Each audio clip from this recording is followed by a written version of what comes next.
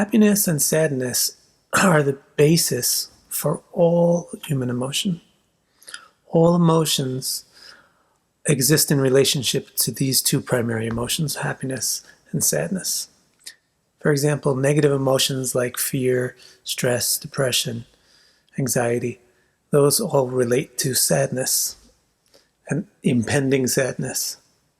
All the positive emotions like enthusiasm and hope and all those things relate to impending happiness. So if we understand happiness and sadness, we'll understand a lot about the human mind. And as far as astrology goes, the human mind is quite important because one of the most important planets is the moon, and the moon represents the mind. So if you understand how the mind works, you'll understand the backbone, the most important core things that the moon symbolizes and why it symbolizes those things. So let's take a look at those. First of all, the moon reflects the sunlight into the night.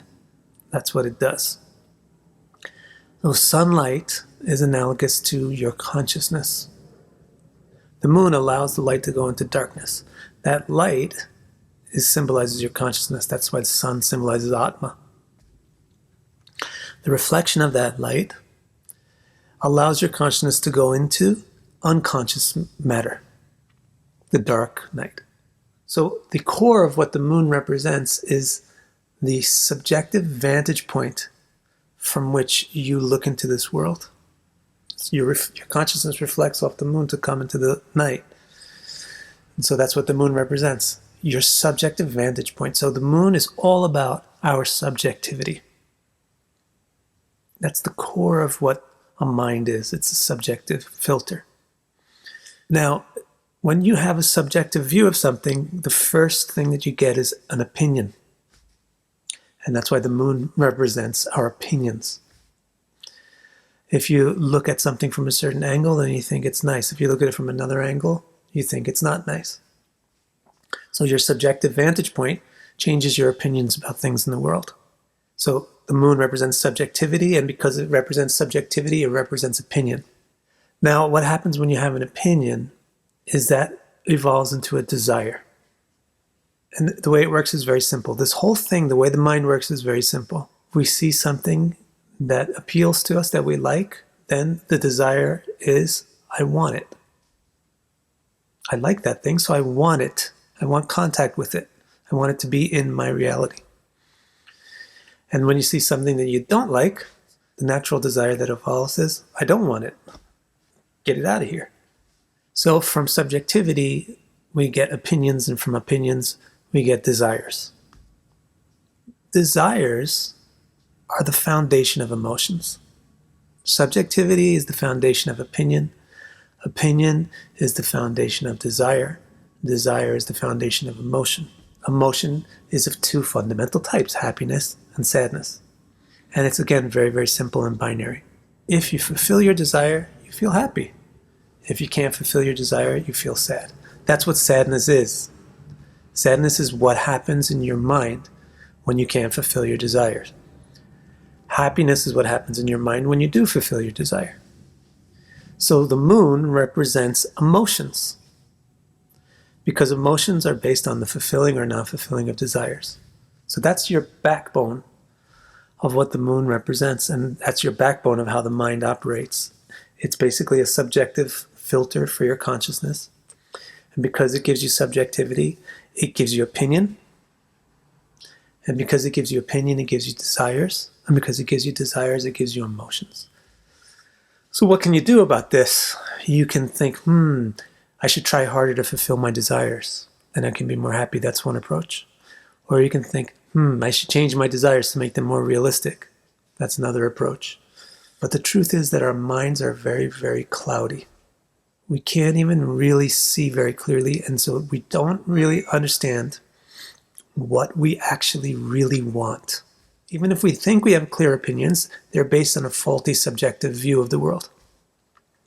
Because at the root of our mind is something called avidya, which is ignorance.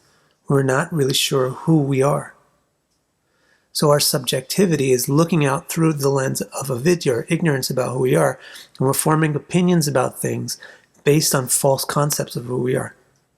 Therefore, even when we achieve the thing that we desire, the happiness that we experience from that is not satisfying, because it isn't really the thing that we really desire. It was just something we thought we desired. But once we get it, we realize that's not even what I really desired. So the real key to becoming happy and not being sad, the real key is to understand who and what you really are, to get rid of the avidya, which is clouding the mind. For that, astrology can be very useful for most people because it can give you a clearer picture of who you are. But astrology will give you a clearer picture mainly of who you are in this lifetime. So to really, really get to the bottom of this issue of how to be happy and how not to be sad, you need to go into the Vedic philosophy. You need to go into the Upanishads and the Puranas. Those sources can point you in the right direction that you can discover who you really are. Now, Govinda Nandini asked 2 specific questions about sadness. Let's see what those are and see what we can say about them. Let's look at the first one. In Bhagavata Purana, Uddhava asks Lord Krishna about what is tolerance, what is titiksha. And the answer is, tolerance is enduring suffering as prescribed by scriptures or as inflicted by disrespectful persons, not a self-induced attempt to endure like heat or cold. Could you make some comments about that? So here you're asking about titiksha, which is tolerance. Most people see a connection between tolerance and sadness because you have to tolerate your sadness so that you're not devastated by it. But according to the Vedas, we have to tolerate both our happiness and our sadness, because both of them are based on our ignorance of who we are. Once we recognize that we are not really clear about who we are, then it doesn't mean that our desires just disappear. We still have an ignorant self-concept, so we're still going to have opinions and desires and emotions that are irrelevant to our true self. It's not until we fully realize who we are that ignorant opinions, desires, and emotions go away. So in that interim, you have to tolerate both your happiness and your sadness so that you're not swayed by seeking more happiness or fleeing from situations that cause sadness. So in terms of your duties, which are what you're saying is the things that are enjoined by the scripture, your duties, your responsibilities to people in your family and in society, that's the best place to practice tolerance. You have to do these duties regardless of whether they bring happiness or sadness, regardless of whether or not they're easy or difficult. You have to continue to do what you're supposed to do.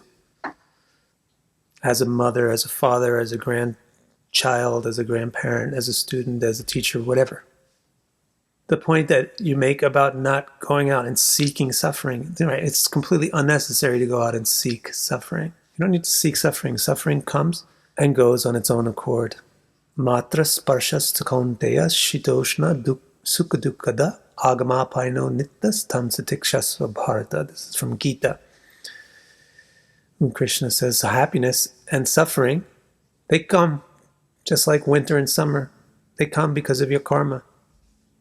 Sometimes you'll be destined to fulfill your desires and get happiness. Sometimes you'll be destined to fail. In fulfilling your desires, you get sadness.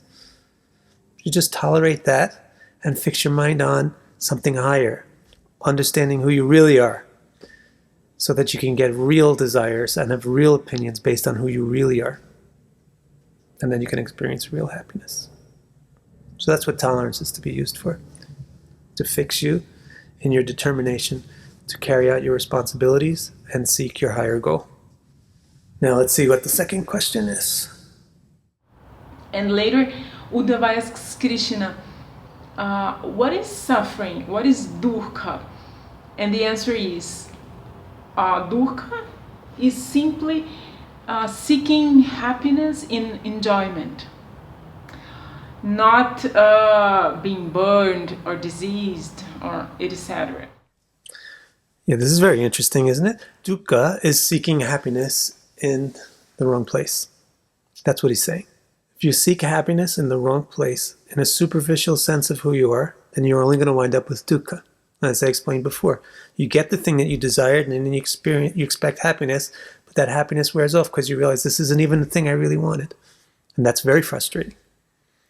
See, happiness is fulfillment of desire, and sadness is inability to fulfill desire. So the ultimate form of sadness is the fact that we are absolutely unable to fulfill our fundamental desire of being permanently, truly, and really happy, because we don't even know who we are. So we don't even know what we want. So seeking happiness in illusory things that are not really related to us, that causes unhappiness. So this is like the ultimate version of happiness and sadness. Everything will amount to sadness when you don't have vidya, when you don't have a clear understanding of who you are and what you really desire.